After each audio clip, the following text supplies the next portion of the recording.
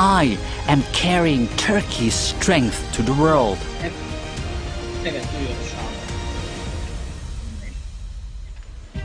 anda. Olur. Diğer İngilizce kanalına da geçiyorum. Mr. Man is coming. Evet. Siz panelistleri biliyor musunuz? Evet. Tamam, teşekkürler. Mr. Man, Can you hear us? We can hear you. Now it is time to act together. Yes, I can hear you. I want to make business with you through my 146 business councils. I am a business platform empowered by my members. You are welcome. Yes, thank you very much. Because our I'm sorry, mission I is think there was business a diplomacy. misunderstanding around time. I was told it's at 4 o'clock this afternoon, Addis Ababa time. So that is why I'm only joining you now, because I was told at 4 o'clock. Notre affaire, Dr. c'est de Khalid, porter notre Dr. force au Khalid, can you monde. hear us, C'est please? notre mot d'ordre. Yes, thank you very much. Avec ce mot d'ordre, nous sommes thank depuis you so much, sir. 1985 à la poursuite des You have activités the commerciales president of the aux quatre Untitled coins du package here monde. also. D'abord, à commencer avec la phrase, nous voulons encore plus d'activités Thank you very commerciales. much. Thank you. It's good to be here. Ensuite, le monde d'affaires turc s'est réuni avec une vision we are commune. just Nous waiting n'a for prononcé mon nom. CEO of TDB. I think he's just finishing a meeting and he will join Mais us qui suis-je? shortly.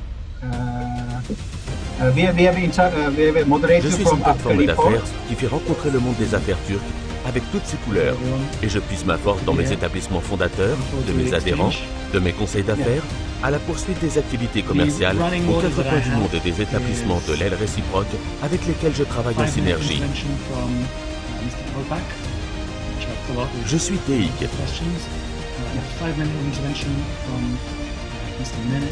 DEİK est devenu l'établissement locomotif de notre monde d'affaires. 2019, Recep Tayyip Erdoğan.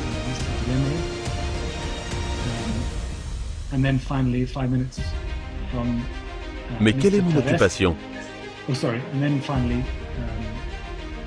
Exportation, importation, investissement dans le pays et à l'étranger, activités de fabrication et beaucoup plus.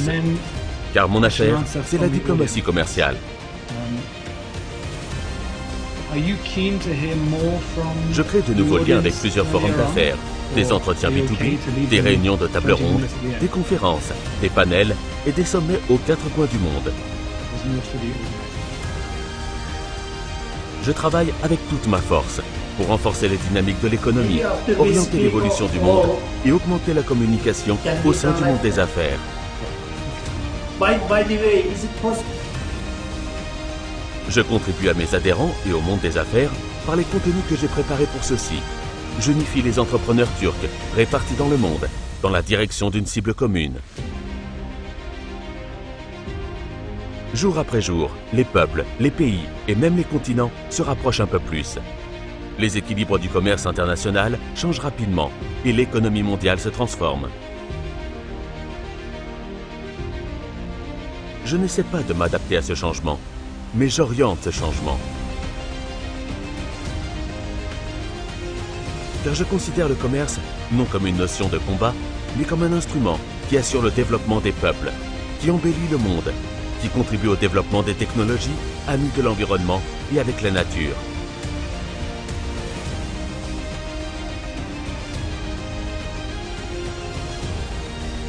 Pour cette raison, je suis l'horizon global de la Turquie. Je porte la force de la Turquie au monde.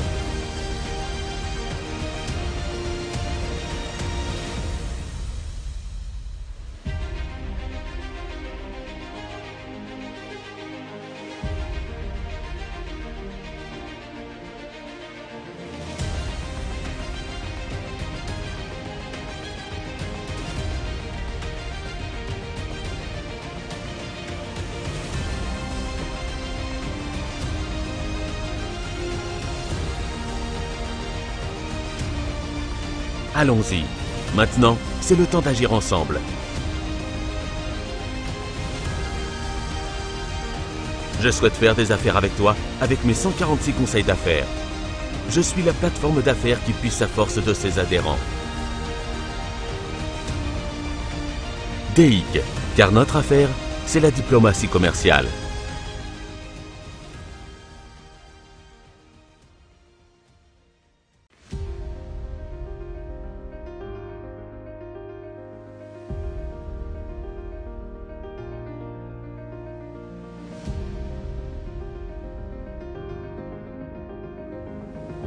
Biz bu parolayla 1985'ten beri dünyanın dört bir yanında ticaret peşinde koşuyoruz. Daha fazla ticaret istiyoruz cümlesiyle başladık. Sonra ortak bir vizyonla Türk iş dünyası bir araya geldi ve adım kondu. Peki ben kimim? Ben gücünü kurucu kuruluşlarımdan, üyelerinden, dünyanın dört bir yanında ticaret peşinde koşan iş konseylerinden ve sinerji içinde çalıştığım karşı kanat kuruluşlarından alan Türk iş dünyasını bütün renkleriyle buluşturan bir iş platformuyum. Ben DEİK'im. DEİK, iş dünyamızın lokomotif kuruluşu haline geldi. 2019 Recep Tayyip Erdoğan.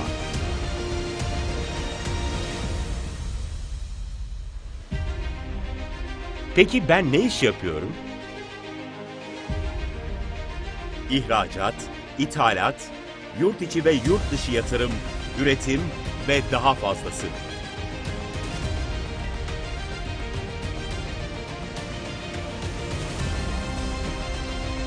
Dünyanın dört bir yanında sayısız iş forumu, B2B görüşmeleri, yuvarlak masa toplantıları, konferanslar, paneller ve zirvelerle yeni bağlar kuruyor. Ekonominin dinamiklerini güçlendirmek, dünyanın değişimine yön vermek ve iş dünyası içerisindeki etkileşimi artırmak için var gücümle çalışıyorum. Bunun için hazırladığım içeriklerle üyelerime ve iş dünyasına katkı sağlıyorum. Dünyaya dağılmış Türk girişimcileri ortak bir hedef doğrultusunda birleştiriyorum. Her geçen gün insanlar, ülkeler ve hatta kıtalar biraz daha yakınlaşıyor. Uluslararası ticaretin dengeleri hızla değişiyor ve dünya ekonomisi yeniden şekilleniyor. Ben bu değişime ayak uydurmaya çalışmıyorum. Ben bu değişime yön veriyorum. Çünkü ben ticareti bir savaş unsuru olarak değil, toplumları kalkındıran, dünyayı güzelleştiren, doğayı koruyan teknolojilerin gelişmesine katkı sağlayan bir araç olarak görüyorum.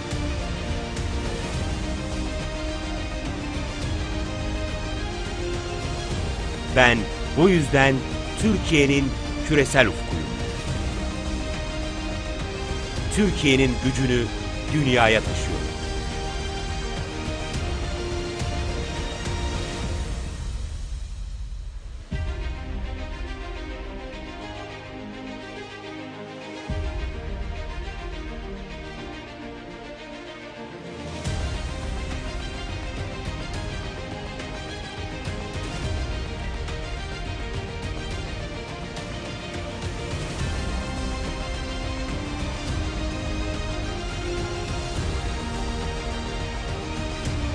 Hadi, zaman şimdi, birlikte hareket etme zamanı. 146 iş konseyimle seninle iş yapmak istiyorum. Ben, gücünü üyelerinden alan iş platformuyum.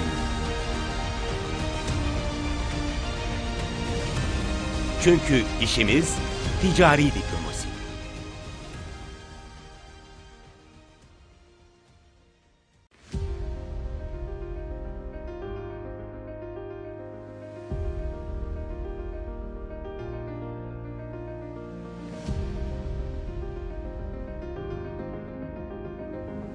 Since 1985, we have been pursuing business opportunities throughout the world by embracing this motto: more trade.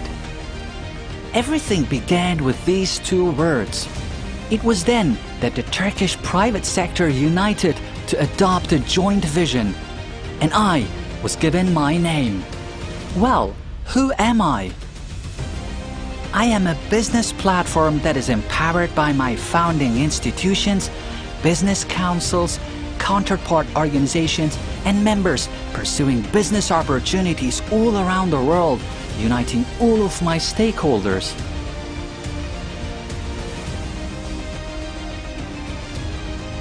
I am DEİK.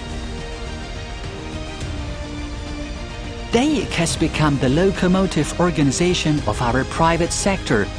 2019, Recep Tayyip Erdoğan.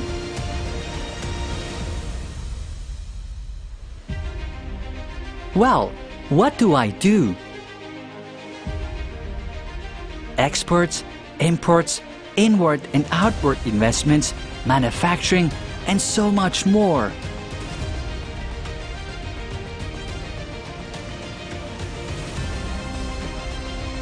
I establish new bonds and relations through business forums, B2B meetings, roundtable meetings, conferences, panel discussions. To this webinar, we're going to try to understand how Africa will use its regional institutions to fight back against coronavirus and how African countries can leverage their relationship with Turkey as a partner in that fight.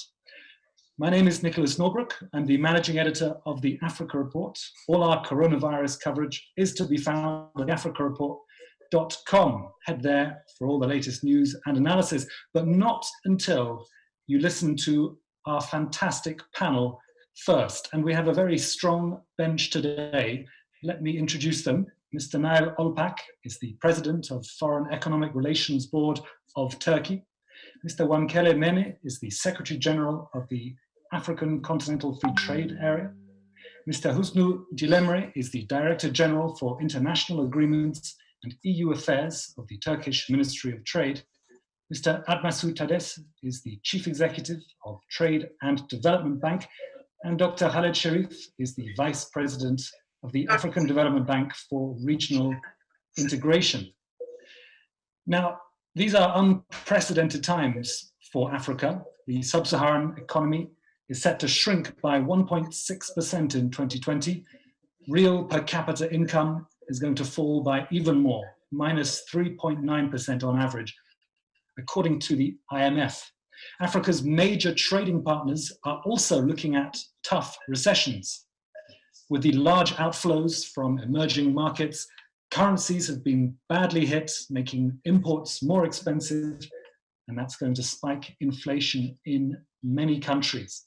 I'd like to invite Mr. Nail Olpak, the president of the Foreign Economic Relations Board of Turkey, to speak a little bit about how Turkey's private sector and the wider Turkish economic relations will help support efforts for Africa. Mr. Olpak. Thank you, Nicholas. Distinguished panelists and dear participants, it's my honor to meet you all in another DEİK webinar today. In these challenging times, we are all navigating through uncertainty for ourselves, our loved ones, and our community. I hope you are all staying healthy and safe. Therefore, first of all, I request prayers to be made for the families, those who lost their lives all around the globe.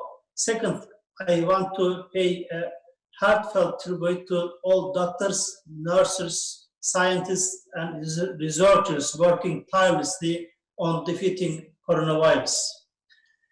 Despite of everything and the necessity as DEİK, we close our offices for a while, but we remain open for communication and try to continue being a vital resource for information, support, guidance, and coordination of business development activities. Every day, we are having 5 to 10 webinars or video conferences like that.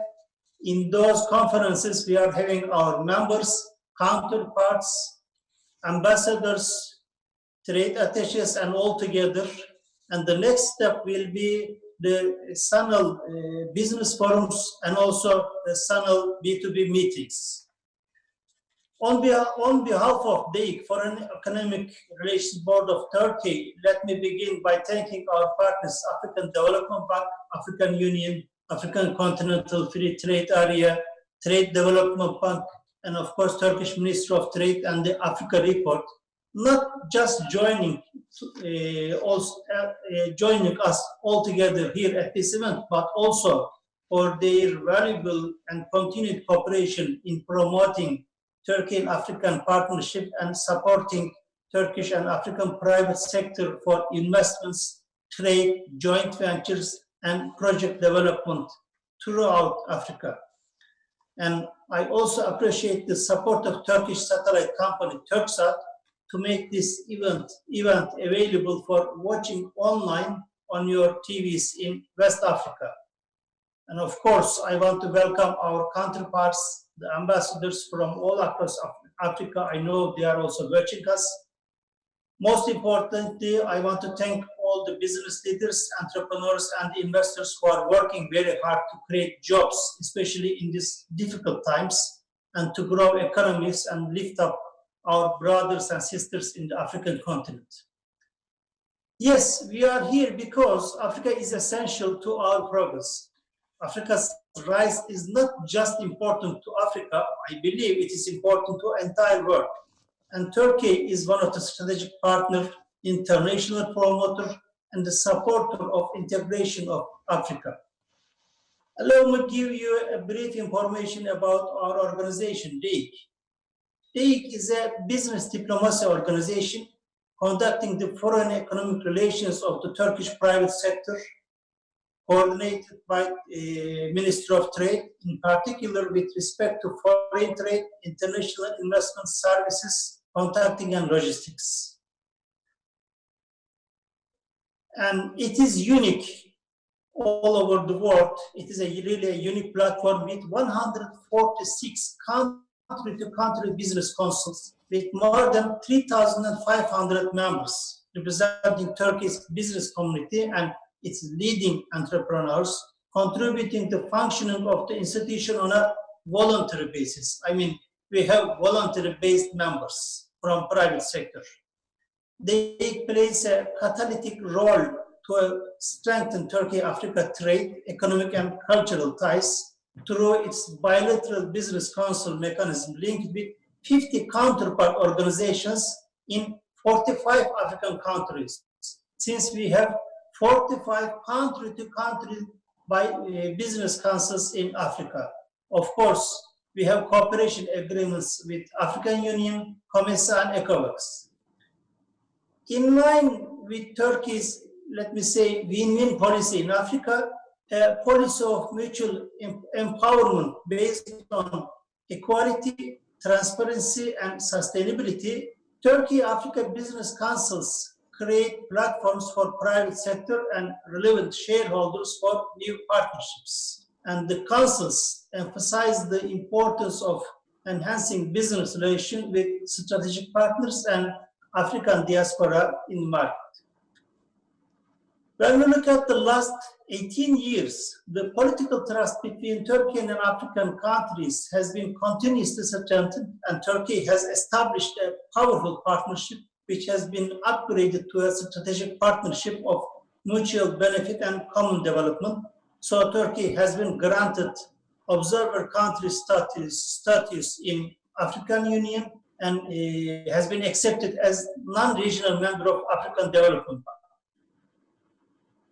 When I look at Turkey and Africa, Turkey and Africa has enjoyed rapid growth in trade and economic cooperation, which benefited, I believe, from both sides, because when we started 18 years ago, when we looked at time, Turkey's bilateral trade from that time to this time has really fourfolded. It is important. And also direct investment increased from 100 million, which was peanuts, up to $5 billion. And much more important is, has created over 100,000 jobs. And there is another point. The volume of the projects, I mean PPP, BOT, and direct tender projects taken by Turkish contracting companies so far increased up to $55 billion. You know, Turkish Airlines flying to 60 destinations. We have more than 5,000 students from 52 countries in Turkey, which are given scholarship by Turkish institutions. Turkish Marif Foundation has currently around 25 to 30 schools with more than 10,000 students. And the last point is the human traffic between Turkey and African countries has increased from Turkey's size as double, and from Africa to Turkey's size as fourfold.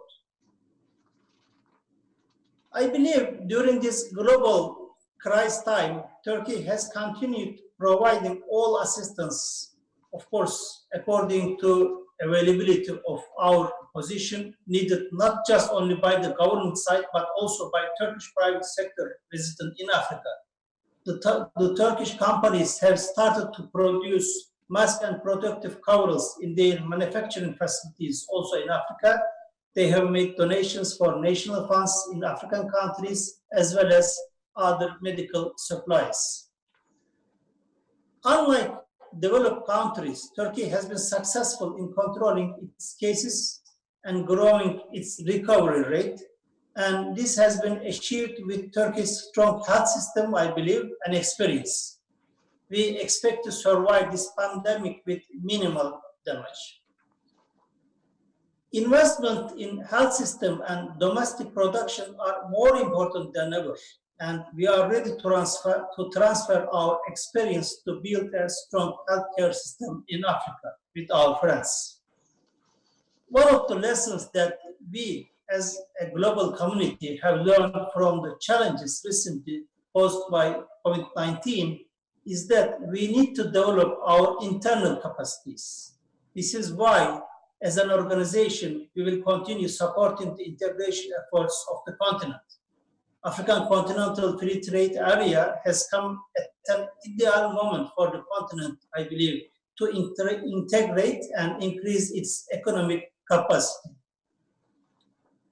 And we all know that Africa has the fastest growing economies in the world. And wherever I have gone so far in Africa, from north to south, from east to west, I saw African friends want to do business and grow business and create value and companies that will help to build a great future for the continent. We have so much work that can be done, and I believe will be done. So there is still so much untapped potential. In this regard, if all restrictions will be lifted, we will be organizing the third session of Turkey-Africa Economic and Business Forum in cooperation with African Union and Turkish Ministry of Trade late this year in Istanbul. If we can do that, I wish to see you all in Istanbul in best health and economic condition. Thank you. Thank you, Nicholas. That's great news to hear. You will attempt to have a face-to-face conference before the end of the year. That is really fantastic. I just have a couple of quick questions. From speaking to your members, do you get the sense that Turkish industry is ready to invest in Africa after the pandemic? We have been already investing, and I believe after the pandemic, we are going to invest more. This is why, first of all, we believe in Africa. Second, we believe we should do more. Just from the outside, it seems that Turkish investment in Africa is actually very diversified. You have retail players, logistics, power, manufacturing, construction. Is that fair to say? Of course, diversifies, but you know, investment is somehow related with your availability. I mean, Turkish entrepreneurs are doing well still in Africa, and together with investing over there in Africa, I believe there is another important point. The consumption of Turkish entrepreneurs in Africa, I believe, so far is quite good. Fantastic. Mr. Wankele Mene, Secretary General of the Africa Continental Free Trade Area. This is a obviously a very difficult moment for the CFTA. There are border closures, you know, in some countries. You've spoken about a postponement. It was going to launch on the 1st of July. Where are we, and what's the prognosis? Well, thank you very much. And first, let me thank the organizers for inviting me to participate in this webinar. The launch of the operationalization of the free trade area was scheduled to be on the 1st of July. But as you've just said, borders are closed. Countries are trying to deal with this unprecedented global crisis. And so the recommendation we have made to our heads of states is that the conditions on the ground are not permissive for a credible trading to commence on the 1st of July as had been directed by the heads of states. And now we are waiting. We have provided that recommendation to the heads of states. We are waiting for them to either accept it or not accept it. But at the moment, I think objectively, the conditions are not conducive for us to say we are starting to trade under the AFCFTA. Let me just point out some of the very negative impact this pandemic has had on countries across the world, but also more importantly, on economies in Africa. The services sector in Africa, which is in this case largely airline services, tourism, hotel industry has been very, very negatively affected. We expect that there will be losses this year alone in that industry of the services sector in Africa between $20 to $35 billion. And so this is a very significant setback. You mentioned also earlier that economies around the world are in recession or may enter recession as a result of the pandemic. We as Africa trade with mainly with our traditional trading partners. 53% of our exports go to countries, to Europe, China, and so on. And as a result of the pandemic and the slowdown in economic activity in those countries, this is going to have a very negative impact on us, because our supply, our export market is now being affected. The other point I would make is that when you look at Africa's export basket, which is for many countries, it is in the area of commodities. We've seen the commodities markets being subdued. So this too is having a negative effect on African countries. However, I should say that the stimulus for Africa will be implementation of this agreement. Many countries in Africa do not have the monetary space, the fiscal space, the monetary policy space rather, and the fiscal space to provide significant bailouts to stimulate the economy. For example, we know that the US has granted the airline industry in the US up to $60 billion, which is in the form of grants and loans. Air France has been bailed out by the government, $7 billion.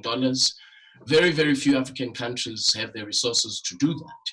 And so for us, the stimulus package for Africa has got to be to implement this agreement, to boost intra-Africa trade, and to position ourselves for year-on-year growth on the back of the trade agreement. This is really for us a very, very important objective. Second, what will be a step in the direction of revitalizing and re-energizing our economies is if we accelerate our industrial development capacity, if we accelerate our manufacturing capacity, and diversify our supply chains and diversify our export markets, which is why this conversation we are having today is so very important, because of course we see Turkey as a potential partner going forward. So the conditions are difficult at this moment. The economic indicators are not looking positive. We were scheduled to, most countries in Africa, according to the African Development Bank, were on course to grow at between 4 and 5% this year. As you said, it is that growth figure will now have to be revised downwards.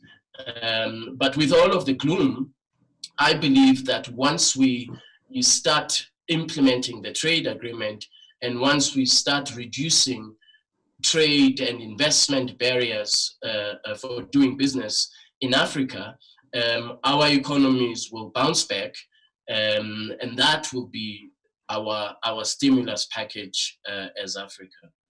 So I will leave it there for now. I look forward to further exchanges. Thank you very much. And on the creation of this continental free trade area, how do you expect it to attract businesses from around the world, from Turkey, of course, because there's been much said about the fragmentation of Africa into many small markets. Do you see with a big unified market the ability to conduct trade negotiations in a way which is beneficial for both parties? Yes, absolutely. Our objective in this agreement is to, as you say, to overcome market fragmentation, to overcome the smallness of individual country economies, to enhance our efficiencies, and to position Africa as an attractive investment destination.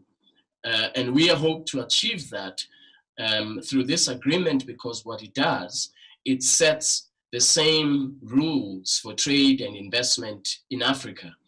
If you are looking at investing in the services sector, in telecommunications, you as an investor will be subject to the same rules for your investment, whether you are in Ghana, in Kenya, or South Africa. We are creating a single rule book for trade and investment, and we believe that this should position Africa to be an attractive investment destination. And we want to ensure that from a regulatory standpoint, that we have a degree of harmonization, which we think will ease doing business in Africa, or at least in those countries who have ratified the agreement. Fantastic. May I call on Mr. Husnu Dilemre, the Director General for International Agreements and EU Affairs of the Turkish Ministry of Trade, to speak a little bit about Turkey's presence in Africa, bilateral trade and investment relations, Turkish construction projects, and other post-coronavirus opportunities, which we are all praying for. Thank you very much, Mr. Norbrook. I'll try my best for that. Distinguished participants, let me express my pleasure in joining this meeting, and my wishes, of course, for good health to all of you. And thank you to the organizers of this webinar. COVID-19 is a big challenge for all of us, for all of the economies of the world. It shows that global preparedness to a crisis of this scale, even in the developed world, as we see, can be seriously undermined, and that solidarity is important. Turkey considers Africa as an important partner and will continue supporting Africa in the fight against COVID-19 and African efforts towards mitigating the effects of this crisis. The primary point of focus of the policymakers in these difficult times, of course, naturally, public health. However, the scale of this pandemic requires a response that reaches beyond that particular area. If I have to give you some example from our own country, one example maybe, I can say that the 2/3 of the economic activity in the Turkish economy is actually conducted by sectors that are very sensitive to mobility restrictions and demand risks.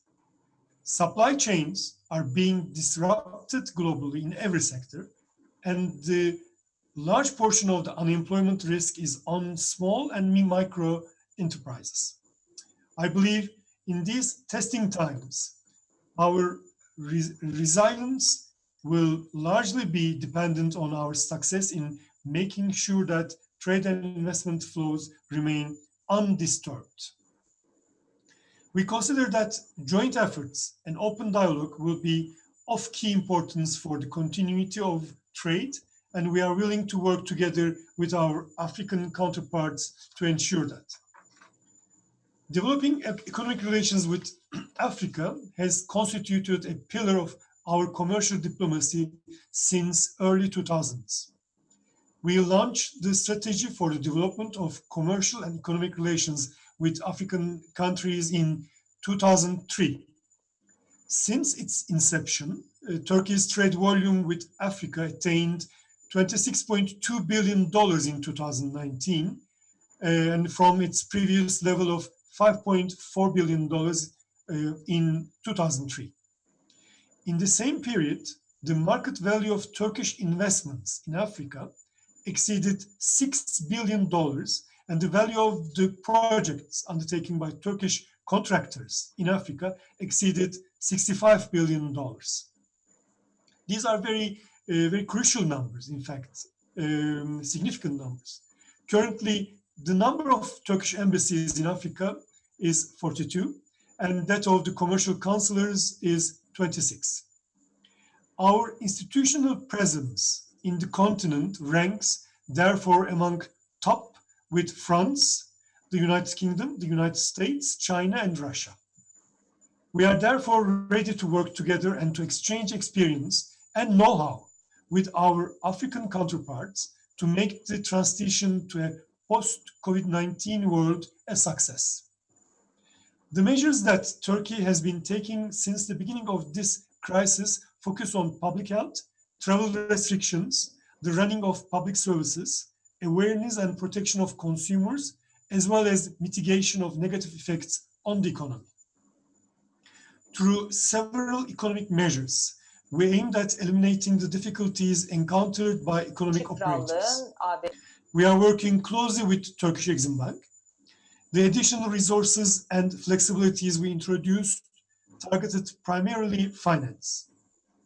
But we have also introduced flexibilities in numerous administrative procedures relating to foreign trade operations, customs, transports, and logistics. We are still working on all these areas to identify further actions that we may take with a view to facilitate the cross-border flows of trade. We are basically making sure that even in the presence of severe measures introduced to control the spread of the pandemic, trade continues without restrictions. We believe COVID-19 should not be an excuse to restrict trade and be punishing on the business. We adopted contactless trade approach at the borders. Trade is ongoing, the goods are being transported, yet the economic operators do not cross borders. This applies to both road, railway, and maritime transports. We are currently working on increasing the share of railway transportation with our immediate neighbors. I should also mention that we have already been taking the advantage of new technologies at the customs through the implementation of projects such as digital customs, single window system, and e-commerce customs declaration system. while a great deal of customs procedures could have already been completed electronically, the pandemic motivated us to enlarge further the coverage of operations that could be undertaken remotely, such as origin certificates. International and national exhibitions, as well as the organization of trade delegations in Turkey, are being postponed. In response, we accelerated our efforts to transfer those organizations to virtual environments. What we actually do is to create portals for exhibitions and trade delegations where businesses can meet and discuss with each other online. We equally value very much the bilateral contacts with African countries at official level. Nevertheless, the prevailing conditions oblige us to reschedule our meetings initially planned for the rest of this year. In the meantime, we are planning to have meetings through video conferences, and we have already made several proposals to our African counterparts in that effect. Such distanced meetings as this one would keep us productive, maintain dialogue, and allow us to forward our agenda until the time we meet and have in-depth discussions. We are, of course, closely monitoring the developments in the African continent regarding COVID-19. Based on the immediate needs in the continent, we have identified the manufacture of medical equipment, hygienic products, as well as the agriculture production as key sectors. We believe we can initiate cooperation with Africa in these sectors in the short term, and we are calling on both our businesses and our African counterparts to consider investment and manufacturing opportunities in Africa. Bearing in mind that food security is unfortunately an issue in Africa, we are also willing to explore the possibility of contract farming by Turkish businesses. This, we think, would yield a win-win situation. In this regard, we are very much excited about the prospects of the African Continental Free Trade Agreement. We are convinced that it would serve to deepen cooperation between Turkey and Africa. We hope that it becomes operational without any more delays, as we believe it would accelerate and support economic recovery in the post-COVID-19 period. And I have also noted Mr. Mene's partner qualification for Turkey, which is very valuable for us. As you are well aware, we organized Turkey Africa Economy and Business Forums in Istanbul in 2016 and in 2018. Mr. Olpak has also touched this issue. In 2018, we also held Turkey ECOWAS Economy and Business Forum. Each of those events brought together ministers, high-level officials, and business people from Turkey and Africa successfully. We are perfectly aware of the current conditions. Nevertheless, we remain optimistic as to how things will turn out in the coming months. Accordingly, we have begun working on the third iteration of Turkey Africa Economy and Business Forum. Our plan is to have it in October, once more in Istanbul. If the conditions would allow us organizing it, it will certainly be a large step towards greater cooperation between Turkey and Africa. We are hoping that everyone will stay safe until then. In the meantime, I inevitably fear that some of the things that we discussed today might become the new normal in the period ahead. So I would like to conclude by re-emphasizing the importance of concepts like contactless trade, e-commerce, and digitalization in our cooperation with Africa. I thank you for your attention. Thank you very much. I just wanted to find out what you're doing to help de-risk investment into Africa from Turkish investors. Are there particular procedures that they can apply for? Do you help with letters of credit, or do you instruct economic institutions to help Turkish investors who wish to enter the African markets?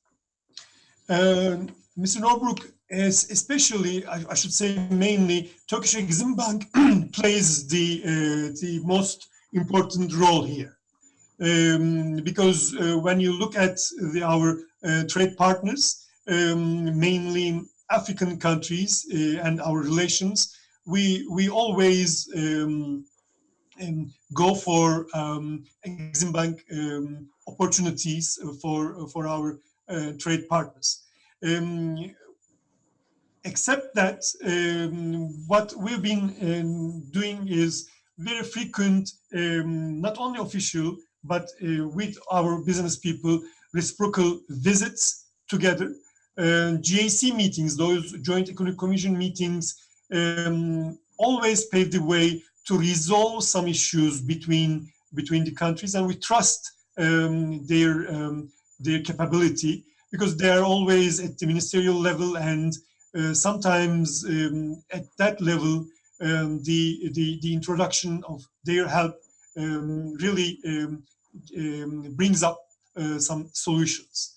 And as a last maybe point, I should emphasize that for 2020 and 2021, we have selected so many African countries, in fact, more than 10 as our target and priority countries, which means that when the government supports any type of export initiation, any type of fairs or other actions of our entrepreneurs, the African countries will have those target countries, those priority countries will have additional fiscal supports.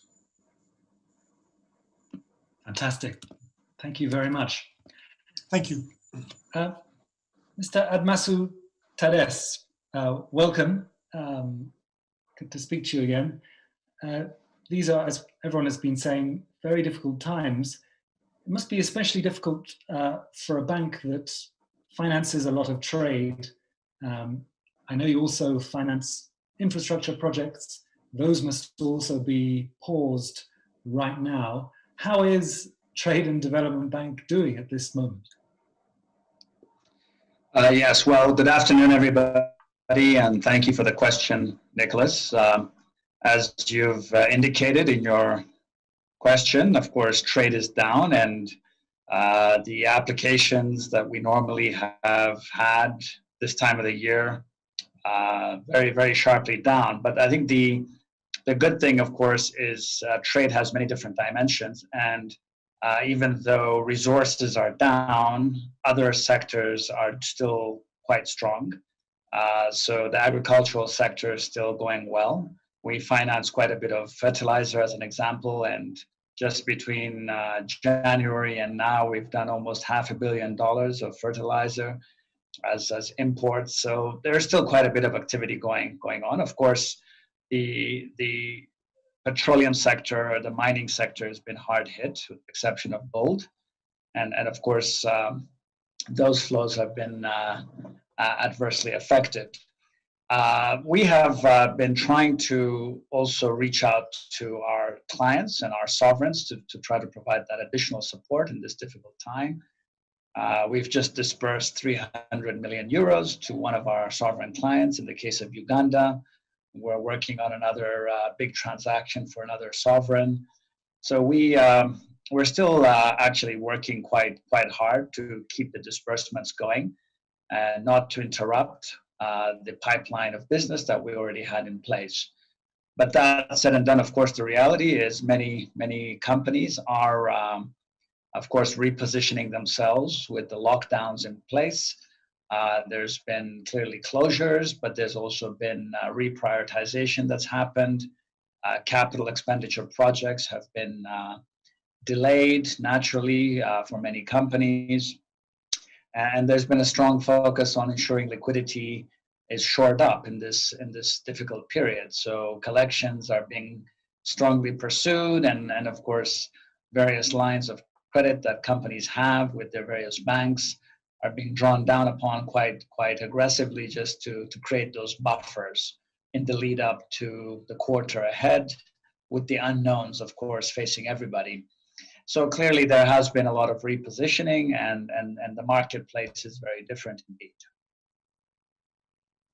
What is the financing environment that we are heading into for the continent, both at the sovereign level, and it's interesting to hear that you are helping with a $300 million loan to a sovereign in Uganda, both at the sovereign level, who may find that global capital markets are shut, just at a moment when many African countries rather will have repayments on various loans to make. And I know there has been a small move towards pushing back repayments on African debt, but nothing concrete so far. And then at the corporate level, it's hard to see where African banks and therefore African companies are going to get their own financing from. Is that a fair description of the environment we're about to head into? And what might be the points of optimism you can help guide us with?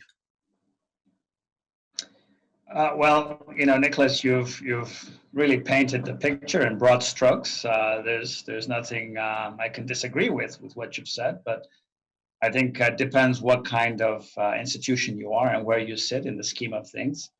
I think for the African multilaterals, I'm sure we'll be hearing from the African Development Bank, but TDB also has that positioning as a development finance institution, and we've got very strong relationships with our funders, both bilateral funders, multilateral funders as well. And we also work very closely with the African Development Bank and others like Badia. Of course, the Chinese are very strong as well with us. And of course, the World Bank and Agence Française de Développement, KfW, and the others. So we enjoy very strong partnerships, and this is a time when partnerships is everything. And so with those arrangements in place, we've had the confidence to continue doing the business that we had embarked upon. But it's true. I mean, the environment is very tight. We know that risk is largely off, but it's coming back. Emerging market risk has come back quite a bit just in the past week or so. We're seeing better credits now become, bankable, sought after in transactions. We've seen various sovereigns beginning to raise money again from capital markets. Of course, the pricing is not what it used to be, but we are beginning to see a little bit of light in the tunnel. But I think in this very difficult environment, this is really where global international financial institutions such as the World Bank, the IMF, the Europeans, and of course the others as well have a big role to play, because this is really where markets tend to fail and to lose confidence. And I think when you start looking at the difficult subject matter of debt and how best to sort of approach that aspect of things with the liquidity crunch that's been in place with reduced export revenue and the like, clearly this is where official financial institutions are expected to rise up and provide a little bit of breathing room. And there's a number of different measures that I've been observing taking place in the official environment. I think we're seeing forbearance measures coming through. We're seeing debt reprofiling and others. And so I think the multilaterals, the bilaterals in the official space have been rising up to sort of create some breathing room in this difficult time. And I think we've also been looking at that to see how we can support our sovereigns on a case-by-case basis. And of course, this is not the kind of thing that you can do forever. This is the kind of thing that you do for 6 months and then see how things are and reassess.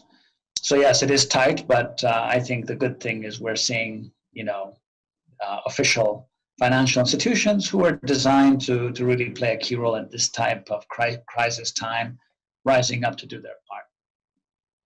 You have teed up Dr. Khalid Sharif perfectly. Thank you so much, Admas Teles. Dr. Khalid Sharif, Vice President of the AFDB, you work really on this question of integration and regional economies. Can you tell us a little bit, building on this idea of what the multilateral institutions are going to be doing to help Africa in this difficult moment? What really is what's the plan, I think, just to be brief, and which countries do you see coping with the strain better? Thank you very much, Nicholas. Well, first, thank you very much for asking me to join this very important discussion. So, just to put everything into perspective, and I think, Nicholas, you began with the question of what Africa is facing right now, and it is obviously facing a various set of exogenous shocks, the combined effect of which the African continent has never seen. So, for example, we have 6 countries in Africa that are net oil exporters who depend on about 80% of their overall revenue, not just foreign exchange revenue, from one export, which is oil. And obviously, the price of oil on commodity markets has collapsed. So imagine, if you will, these 6 economies betting that they will be getting about $50 a barrel for oil, and now even uncertain that they can get $13 to $15 a barrel for oil, and what the fiscal deficit looks like in these 6 countries. This does put them in a situation where servicing their foreign debt, whether it's multilateral debt or bilateral debt, becomes very, very difficult. Its ability their ability to import foodstuffs, their ability to import basic staples becomes questionable. Second, you also have a situation across the continent where there are several economies that are highly dependent on tourism. South Africa being one, Kenya being the other, Egypt being a third. So imagine, if you will, a South Africa with a totally shut down tourism sector, a Cape Town that is completely inactive, zero tourism revenues coming in to countries like South Africa, Kenya, Egypt. And what this effectively means that depending on the country, their foreign exchange revenues have dried up between $11 to $13 billion on an annual basis. And the foreign exchange shock is quite severe. Across the African continent, as you also know, that workers' remittances are core for countries being able to bring in foreign exchange. And then workers' remittances are also drying up because with the high unemployment in Europe and the US, people are sending less money home to mother. So in reality, you are looking at probably to a 40 to 50% drop in foreign exchange earnings as a result of workers' remittances drying up. And this in itself is particularly problematic. The list of problems continue, but commodity markets have also are facing shocks that we've never seen. So if you take West Africa, I'm talking to you from Abidjan. So between the Ivory Coast and Ghana, roughly about 60% of their foreign exchange revenue comes from cocoa beans and coffee beans. And obviously commodity markets have also seen 30 to 40% drops in commodity prices for such items. And most of these economies, the 54 economies in Africa, their resilience is really dependent on 1, 2, maybe 3 primary exports. And when commodity markets, including oil, all basically stagnate at the same time, the shock is basically unparalleled. Additionally, you have 54 economies, all either in lockdown or in partial lockdown. So for domestic revenue, there is no corporate taxation to speak of. There is no income taxation to speak of. But this is a different point because, as you know, 60% of African economies are informal. So most countries only see about 30% of their revenues coming from taxation, either corporate or personal, but even that has dried up. So how do these countries pay for needed imports? So many countries have to import fuel oil to keep their turbines going, to keep electricity in major cities on. And if you run out of foreign exchange, you can't buy fuel oil, so major cities can go in the dark. There are rolling power outages across different parts of Africa, and This is particularly problematic. It's particularly problematic for industry, for commerce. Generally, if you have these kinds of rolling power outages, you're beginning to see that in countries like Zimbabwe in a very severe way. Also, Africa is a net food importer. Africa imports about $150 billion worth of food on an annual basis. So if you're running out of foreign exchange, could we be looking at a situation where there is a pending food crisis? And the answer is obviously yes. But also, Africa, just to close on this point, Africa does not, most African countries do not have viable social safety nets. So there's no concept of unemployment insurance as we know it. And as I was saying earlier, what do you do in a situation where 60% of the economy is in the informal sector? And when people are out of work, how do you provide any form of assistance to businesses that are informal, to people that really are out of work? And you should expect that if this continues for another month or two, with obviously about 2 months of shutdowns or partial shutdowns, there will definitely be unrest through a number of countries on the African continent as people become more desperate. So, you know, the US has put in almost $2 trillion into stimulus. Europe has put in about 1.4 trillion into stimulus. Africa needs about 150 billion in stimulus just to keep the private companies that have shuttered afloat so they don't go bankrupt. Just to keep, you know, the very small and viable business sector alive. Can Africa raise this money? This is a major issue. And again, just on the private sector per se, if they're not operating, whether in tourism, whether in different vital parts of economies, how do they pay their loans?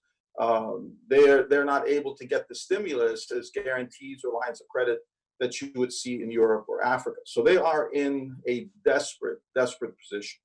Countries are also in a desperate position to pay simply wages and pensions.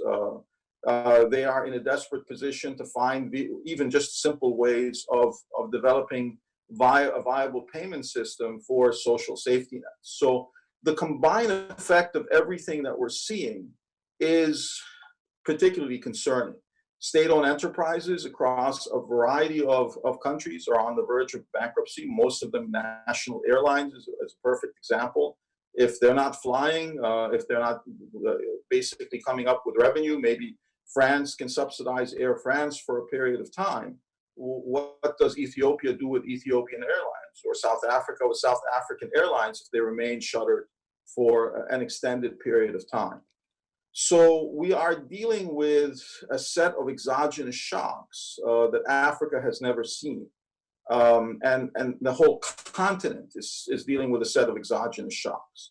And this is what occurs when you have a lack of resilience in an economy or a set of economies that are dependent on, as I said, 1, 2, maybe 3 primary exports. And then when all of that dries up and foreign exchange dries up simultaneously, you run into a serious problem. Just to bring the discussion to closure, just so everybody understands the reality of what we're dealing with in Africa, is now we're also beginning to see a series of downgrades, credit downgrades. Nigeria has been downgraded. Angola has been downgraded. Many countries that are dealing with the exogenous shock of oil prices collapsing are now beginning to see downgrades, and their ability to borrow money is becoming much more expensive, if not.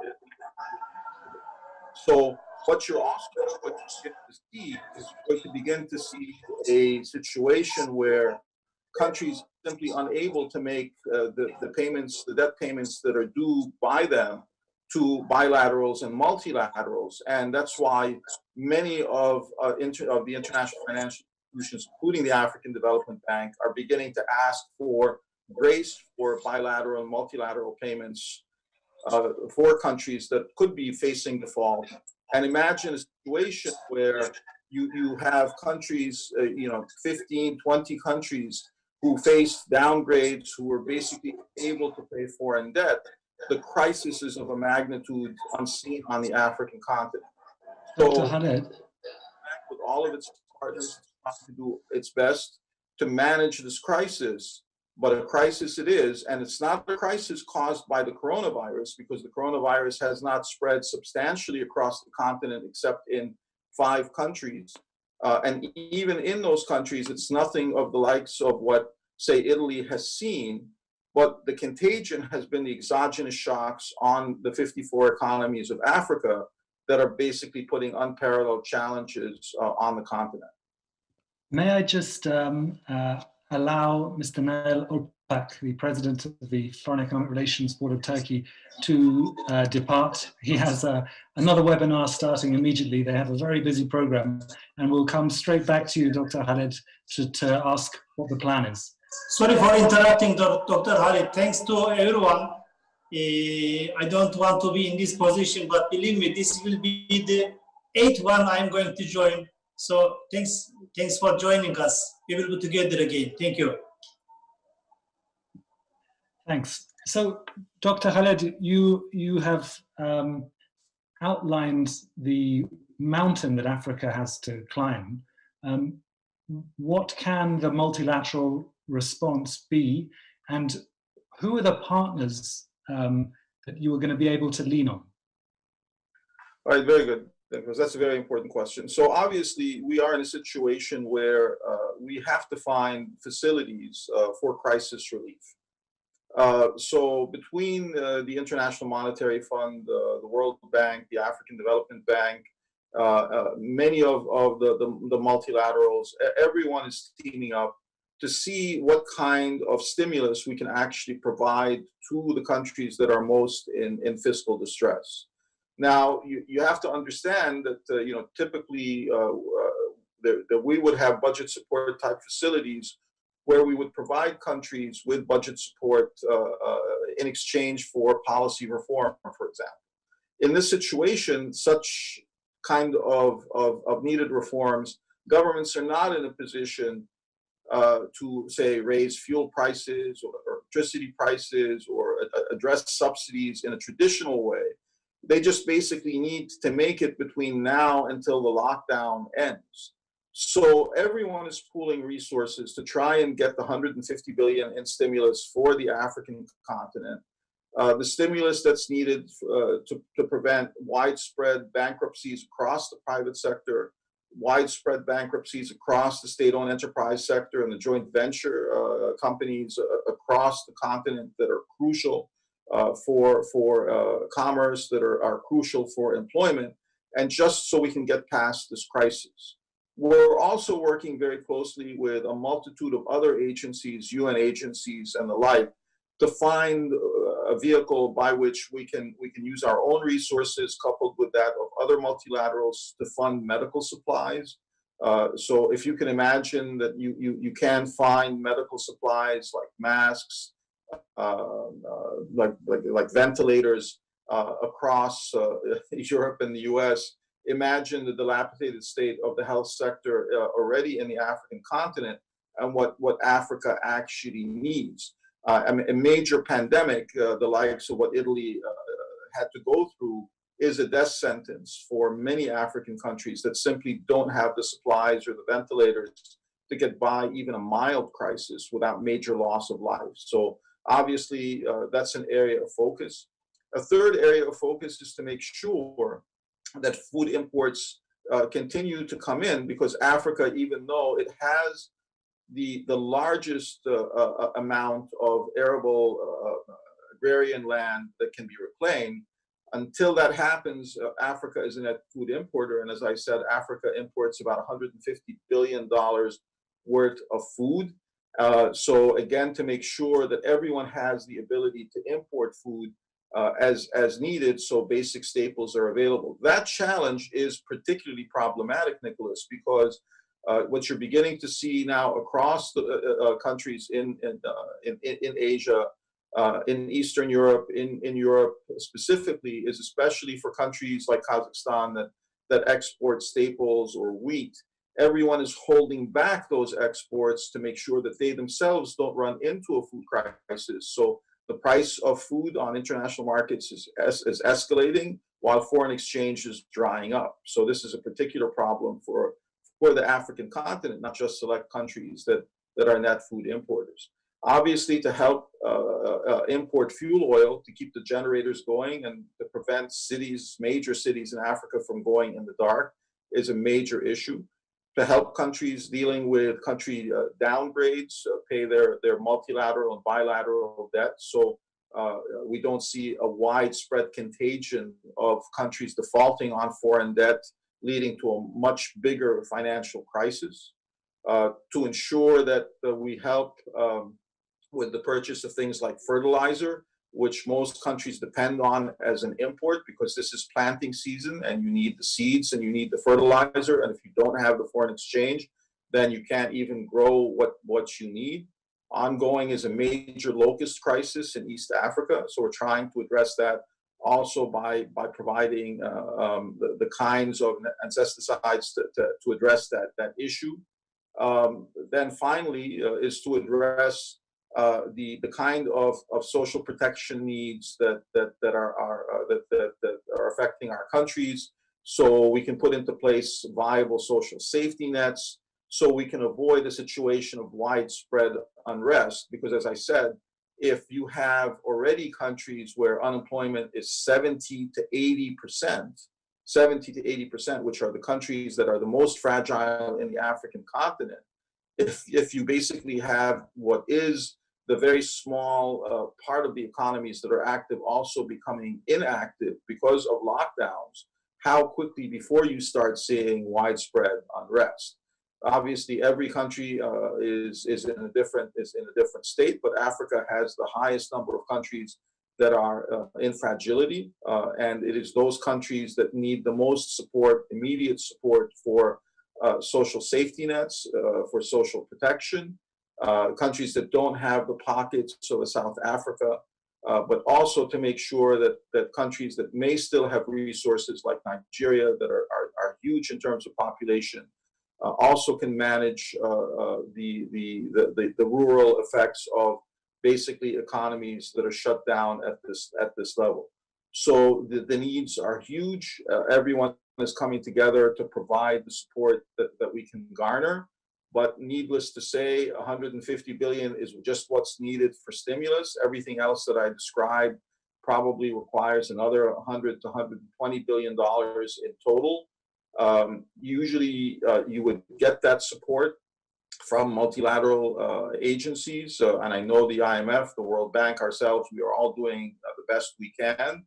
But if the G7 is not in a position to support Africa as it normally does, given the constraints on their own economies, the lesson that Africa will have to learn from this is economies that are not resilient, that cannot withstand shocks, very easily find themselves in this position. So the focus on the post-COVID crisis is obviously going to be on making sure that our economies are much more resilient than they are. And I hope this is an important wake-up call to make sure that happens and we all row in the same direction to make that happen. Thanks. Fantastic. Thank you very much, Dr. Khaled. And thank you all listening for sending in your questions. I'm going to mix them up with my own. And I'd like to address this one to Mr. Juan Kelemene, Secretary General of the African Continental Free Trade Area. We've been talking about the macro picture, but there are very operational issues around trade. Truck drivers, for example, who must be in a high-risk category, both in terms of their own safety, but also as potential highly mobile vectors of virus. And yet, without the truck drivers, there's very little trade on the continent. How are these kind of operational issues to be handled?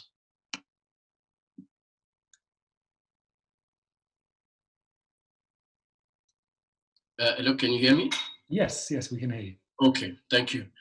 Well, this is part of the challenge that we are faced with is countries have closed their borders in an effort to contain the contagion. And we are seeing reports that across the African continent, trucks that are moving goods, essential goods, are being detained at the border. The heads of states of the African Union in April agreed that there should be established trade corridors, and these trade corridors are critical to enable the transit of essential goods, so that countries that are landlocked, a country like Zambia, for example, they are able to have access to the essential goods that they require to fight the pandemic.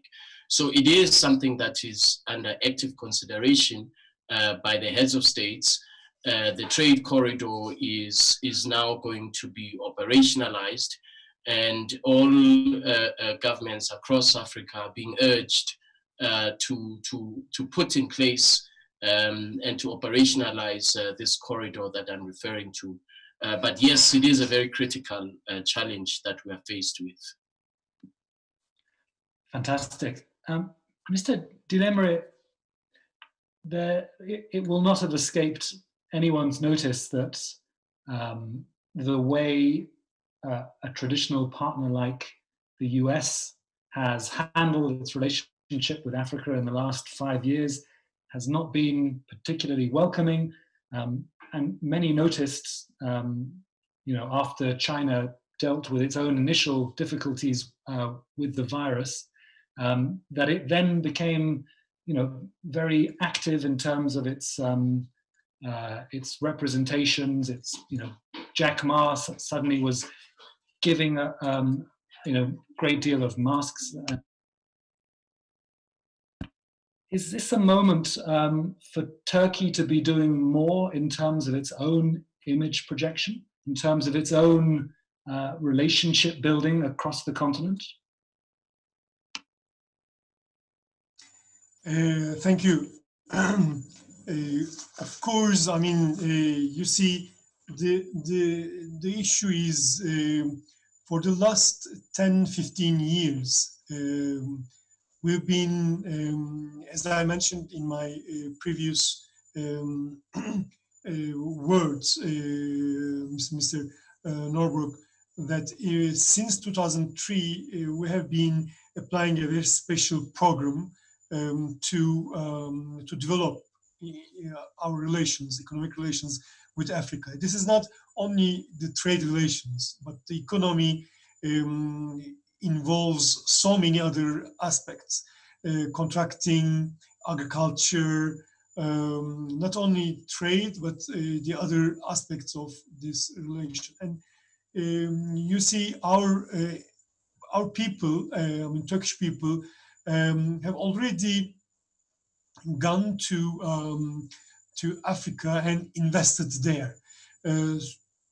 Some of them are small and medium enterprises. Some of them are in the contracting sector, very big projects. They are fulfilling very, I would say, significant projects. But so many people from Turkey now in Africa and invested there. It is not only an economic relation, but social relation with Africa that we have been developing.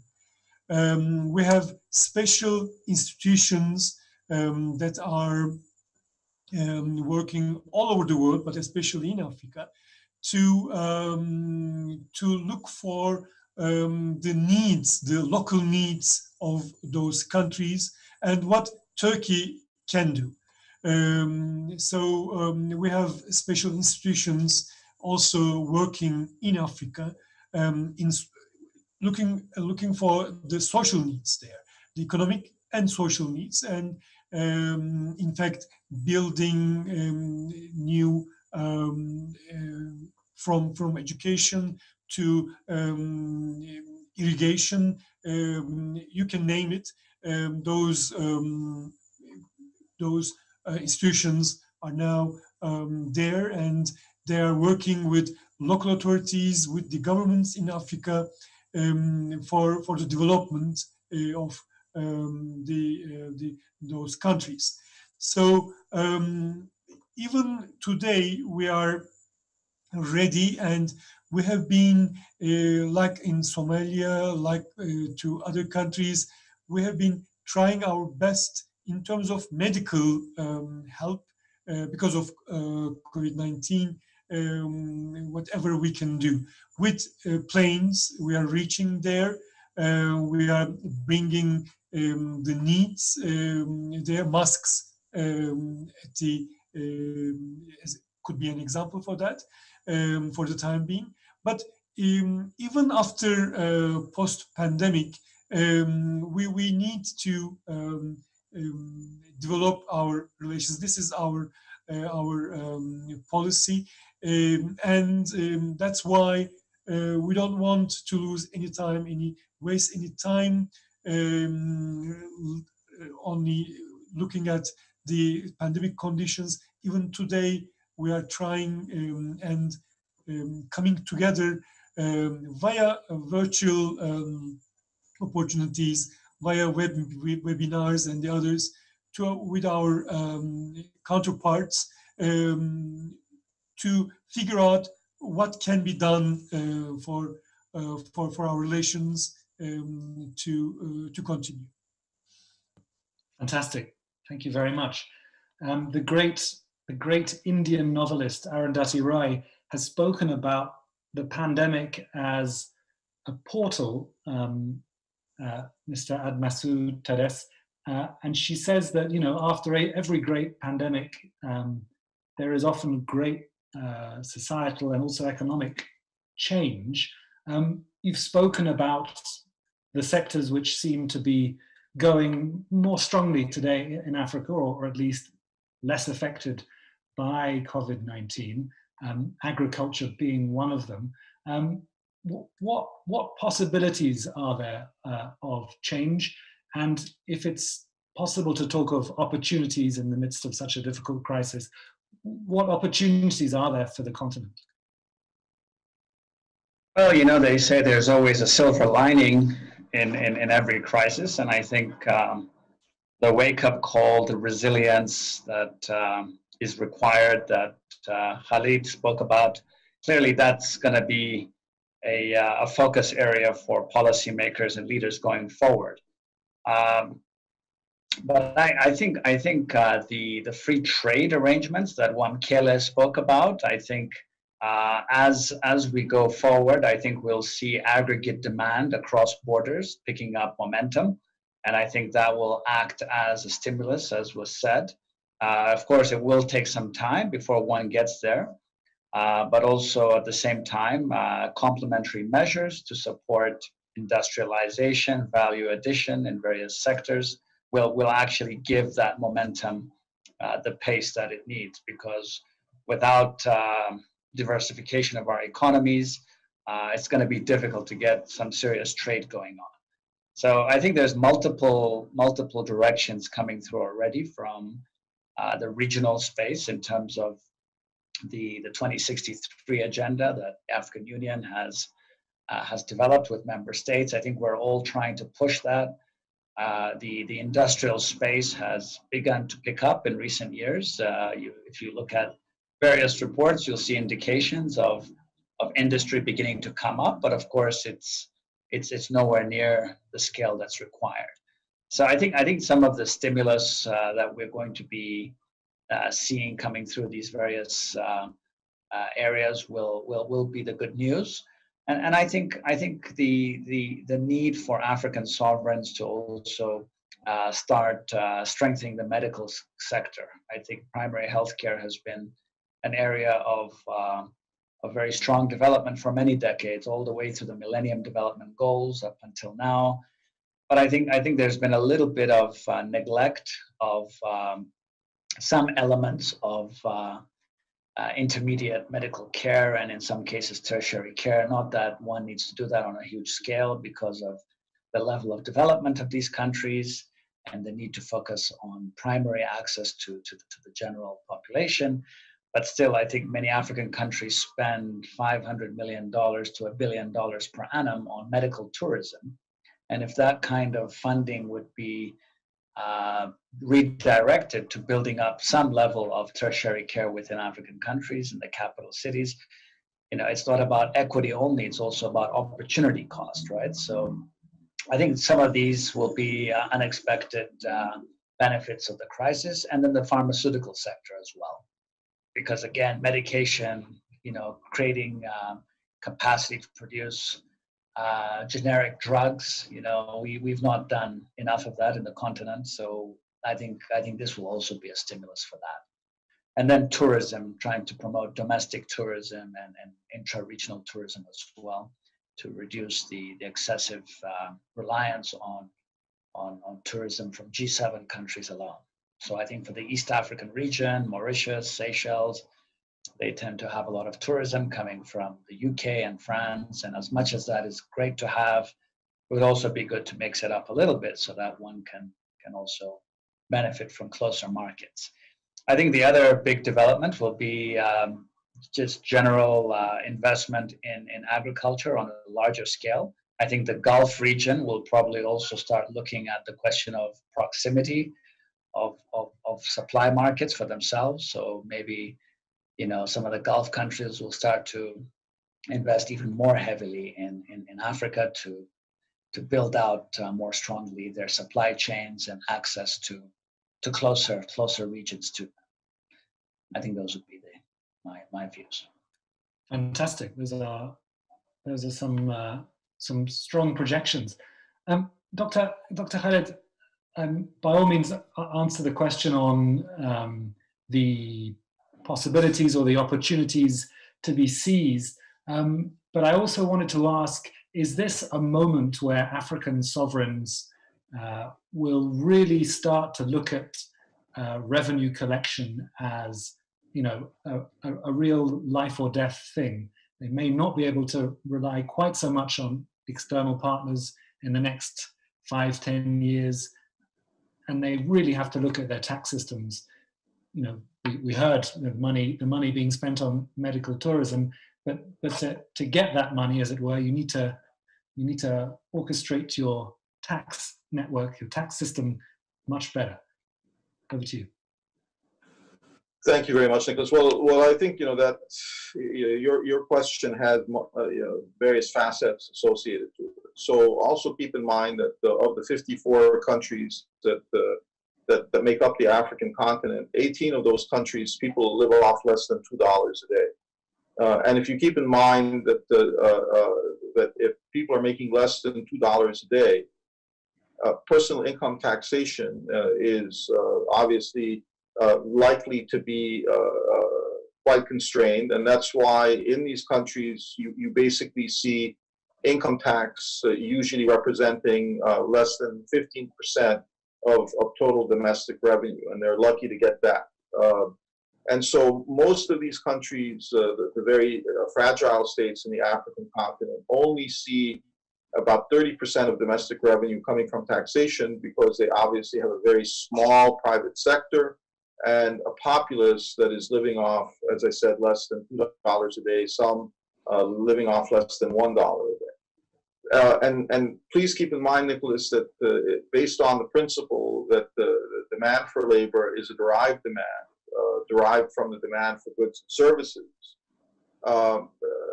meaning that the only, you're dealing with countries that typically have unemployment in excess of 40%, 50%, some at 70%. And this is what you get when people live off $2 a day. So, since labor demand is a derived demand, derived from the demand for goods and services, if you're making $2 a day, you have no disposable income.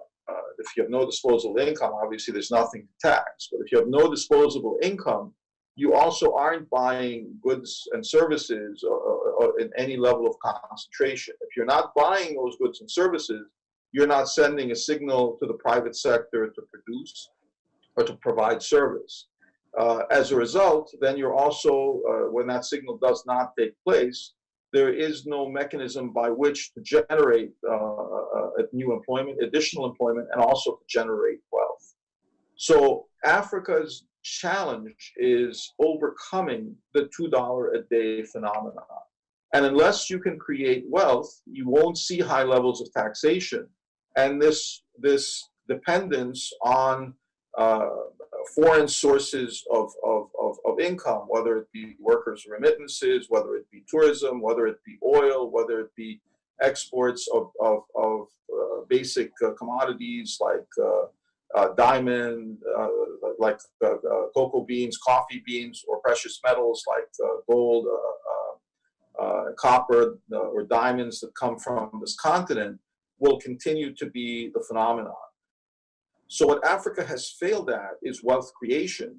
And since we have seen that, and that's obviously not for all of our countries, actually, some of our countries have done very well in this regard, but the countries that have not done well in this regard are the countries that tend to struggle to find tax revenues because there basically isn't a large enough base to tax. So how do you break this cycle? How do you create the wealth that you need? The lesson that's learned from this, as I said, is resilience is core to getting out of situations like this in future. So you don't make the cocoa, you don't just export the cocoa beans, you make the chocolate and get the value added from that. That's basically lost value added of 7,000 to 8,000% at the end of the value chain. You don't just sell the coffee beans, you make the coffee, and that's basically lost value addition of about 8,500% from what Africa exports to the final product. It is that lost value addition, whether you export the 1 carat diamond unpolished for $120 from Sierra Leone, and by the time, depending on grade, it's polished and mounted on an engagement ring, it sells for $8,000.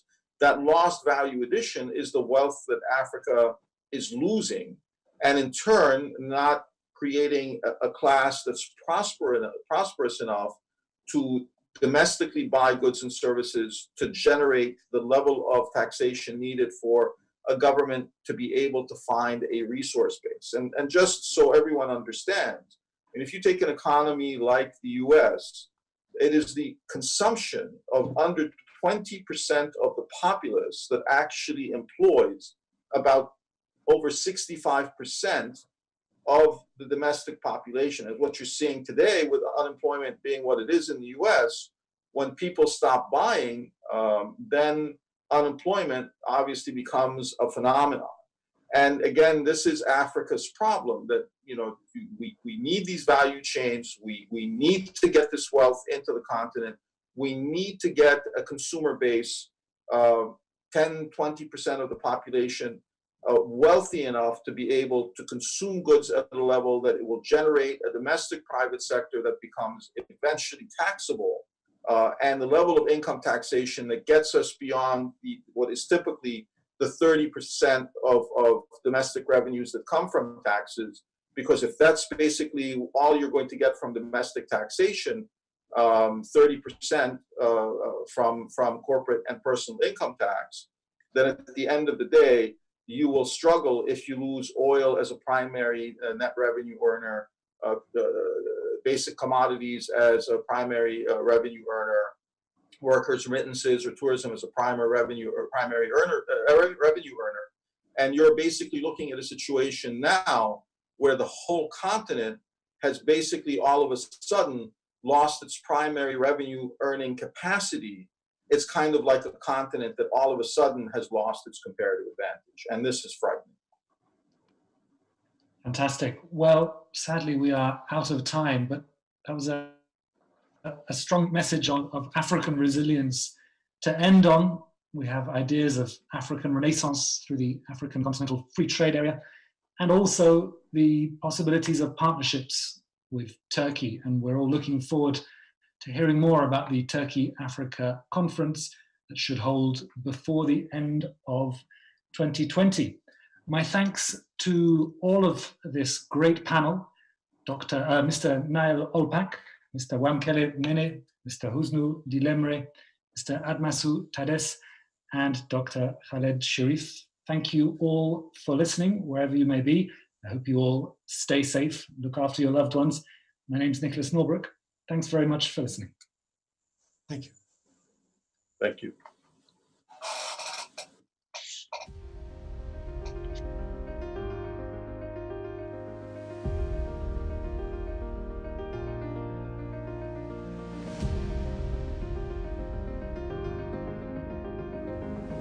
Since 1985, we have been pursuing business opportunities throughout the world by embracing this motto: more trade.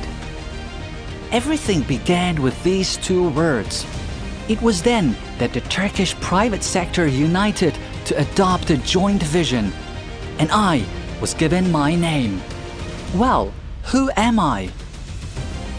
I am a business platform that is empowered by my founding institutions, business councils, counterpart organizations, and members pursuing business opportunities all around the world, uniting all of my stakeholders.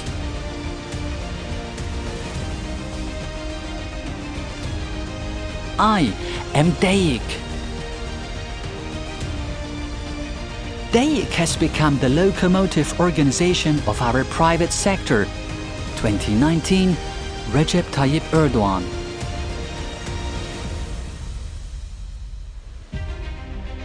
Well, what do I do?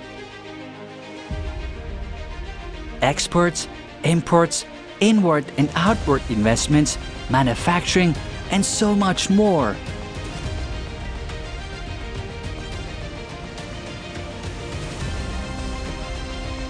I establish new bonds and relations through business forums, B2B meetings, roundtable meetings, conferences, panel discussions, and summits across the world. I have been vigorously striving to strengthen the dynamics of the economy, steering the world's wind of change, and enhancing interactions within the private sector.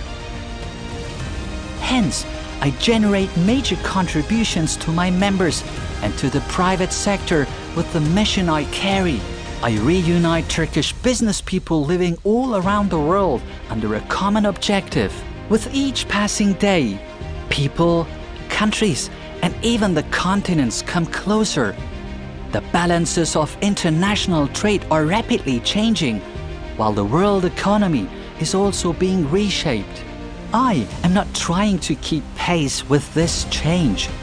I am steering this change because I consider trade not as an instrument of war, but as a tool of developing societies, glamorizing the world, and contributing to the advancement of technologies that preserve and protect nature.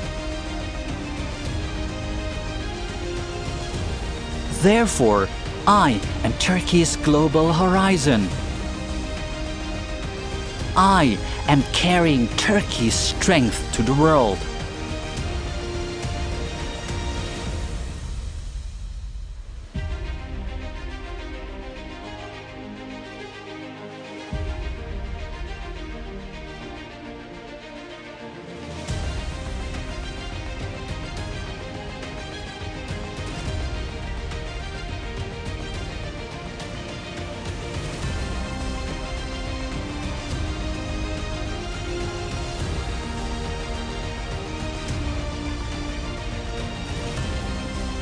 Now it is time to act together. I want to make business with you through my 146 business councils. I am a business platform empowered by my members. Because our mission is business diplomacy.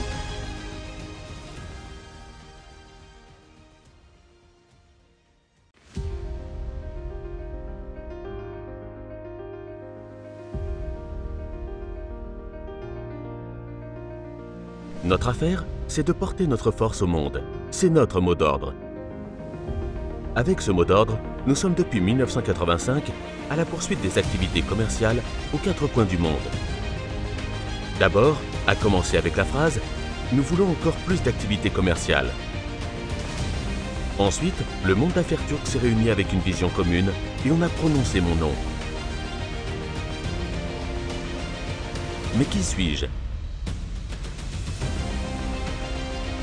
Je suis une plateforme d'affaires qui fait rencontrer le monde des affaires turques avec toutes ses couleurs et je puise ma force dans mes établissements fondateurs, de mes adhérents, de mes conseils d'affaires, à la poursuite des activités commerciales aux quatre coins du monde et des établissements de l'aile réciproque avec lesquels je travaille en synergie.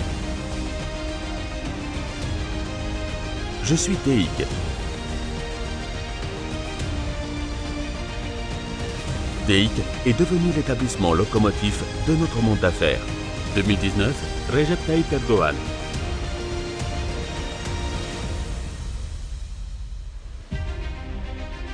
Mais quelle est mon occupation? Exportation, importation, investissement dans le pays et à l'étranger, activité de fabrication et beaucoup plus. Car mon affaire, c'est la diplomatie commerciale. Je crée de nouveaux liens avec plusieurs forums d'affaires, des entretiens B2B, des réunions de table ronde, des conférences, des panels et des sommets aux 4 coins du monde. Je travaille avec toute ma force pour renforcer les dynamiques de l'économie, orienter l'évolution du monde et augmenter la communication au sein du monde des affaires.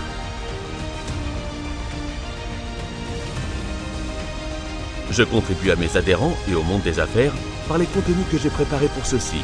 J'unifie les entrepreneurs turcs répartis dans le monde, dans la direction d'une cible commune. Jour après jour, les peuples, les pays et même les continents se rapprochent un peu plus. Les équilibres du commerce international changent rapidement et l'économie mondiale se transforme. Je n'essaie pas de m'adapter à ce changement, mais j'oriente ce changement. Car je considère le commerce non comme une notion de combat, mais comme un instrument qui assure le développement des peuples, qui embellit le monde, qui contribue au développement des technologies, amies de l'environnement et avec la nature.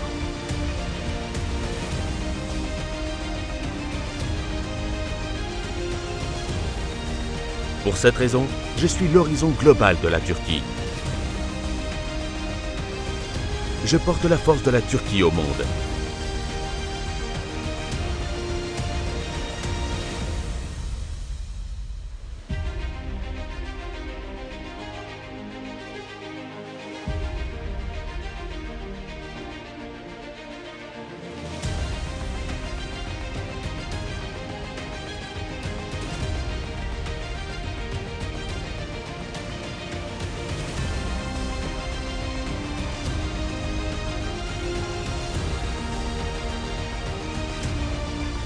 Allons-y.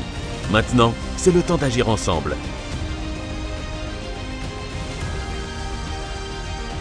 Je souhaite faire des affaires avec toi, avec mes 146 conseils d'affaires. Je suis la plateforme d'affaires qui puise sa force de ses adhérents. DEİK, car notre affaire, c'est la diplomatie commerciale.